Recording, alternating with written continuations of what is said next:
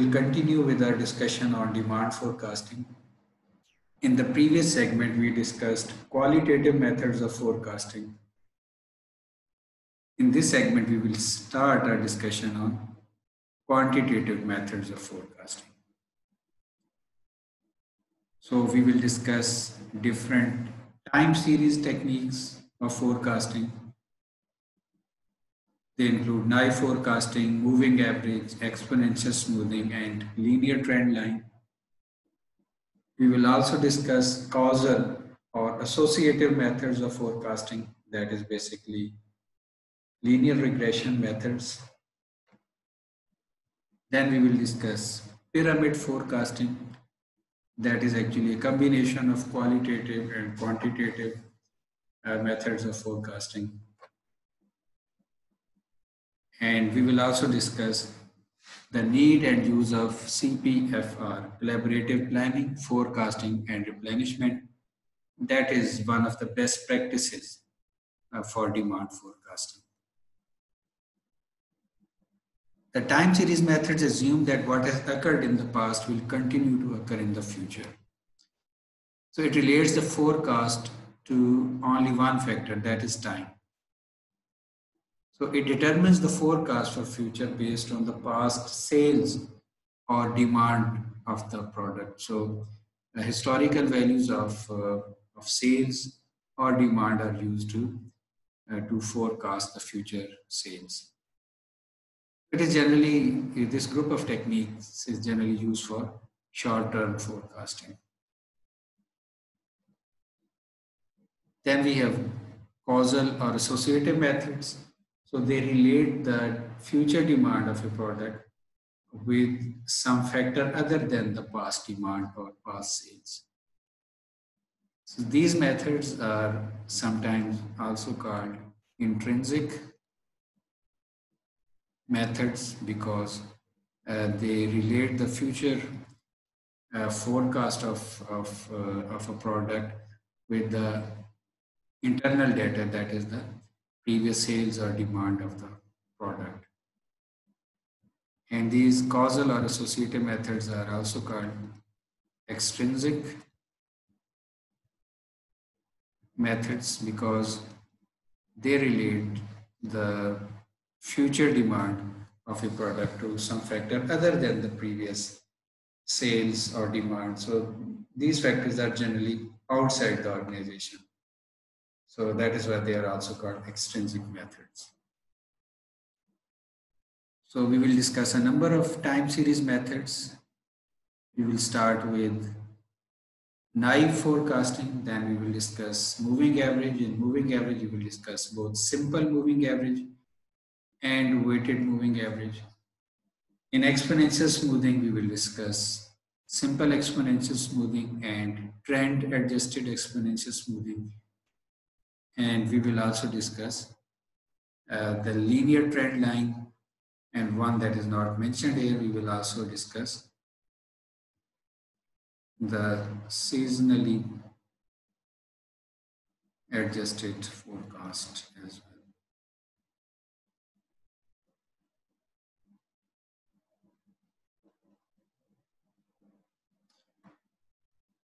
So first, naive forecasting. Demand for the current period is used as next period's forecast. So the forecast for the next period, that is period T plus 1, will be equal to actual demand of period T. So for example, forecast for September will be equal to actual demand of August. So this method is generally good for level patterns where there is no significant change in demand from period to period.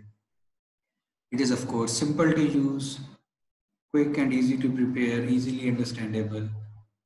Sometimes where there is high variation in the data, then of course it cannot provide high accuracy, but it can be a standard for accuracy as well. So you can use actually naive forecasting as a benchmark or as a baseline actually to compare the accuracy of other forecasting methods. So what is the major limitation of a naive forecast? In its pure form, the naive method rules out all three types of fluctuation that we discussed in one of the previous segments. That is, it doesn't take into account trend, seasonality, as well as random variation in its pure form. But it can actually be modified to take trend into account. So if we see that our trend is increasing by 10% and the current period sales are 100 units, a naive method with trend would give us a current period sales plus 10%, which is a forecast of 110 units for the next period. So in a way, actually, we are incorporating some judgment or intuition, something that we are foreseeing will happen. So in this case, that is sort of about 10% increase in demand. So we can actually incorporate that in the naive forecast. So first we use the traditional method and set the forecast equal to actual demand of previous period, and then add some percentage or some factor into that forecast to modify the forecast. An alternate type of naive forecast takes seasonality into account as well, and that is a very useful application of naive forecasting. So assuming that demand for the month will be the same as demand for the same month in the prior year. So for example, if we are forecasting the sales for June 2020, so we can base that forecast on the actual sales or demand of June 2019. Or we can, for example, set the forecast for this summer equal to the actual demand or sales of previous summer. Or we can set, for example, the forecast for this weekend, in the case of restaurants, for example, equal to actual demand or sales on previous weekend. So that is a very important application of naive forecasting. That is to set the forecast for the next season, and as we discussed, season could be a day of the week, a month of the year, or it could be a literal season. So the forecast for a season can be set equal to the actual demand of the previous season. So the solution using Excel is very simple.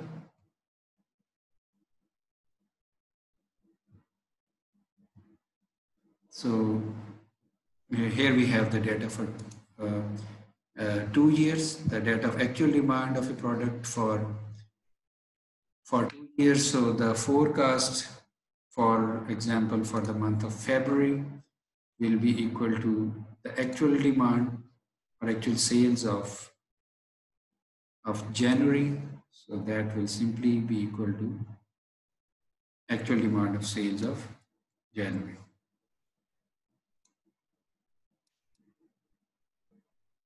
And I have already applied the formulas that we learned in the previous segments, the formulas of error, absolute error, and so on.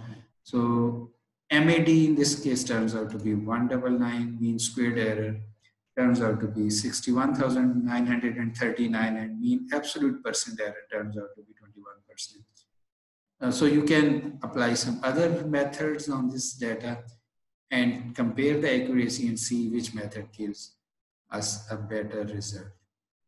And you can also notice here that tracking signal in many months is actually passing the threshold value of plus minus 3. Actually, in all cases, it is violating the upper limit, that is plus 3. So that is very obvious that we are actually under forecasting, because a minus F is turning out to be, as a whole, a positive value. So actual demand is greater than the forecast. So that is where tracking signal is the tracking signal is greater than plus 3. So we need to look into it, because in this case we are actually under forecast. So actual production, if it is according to the forecast, will be less than the demand. So there will be stock outs or back orders that we will have to face. So that is a very useful uh, insight that we can get from the value of tracking signal. So again, in this case, all values are greater than 3. So that simply means that these cumulative errors, as you can see, in all cases are actually, these values are positive. So that is the numerator in the formula for the tracking signal. So we are under forecasting. So we need to adjust this forecast beforehand to avoid back orders or stock outs. Thank you.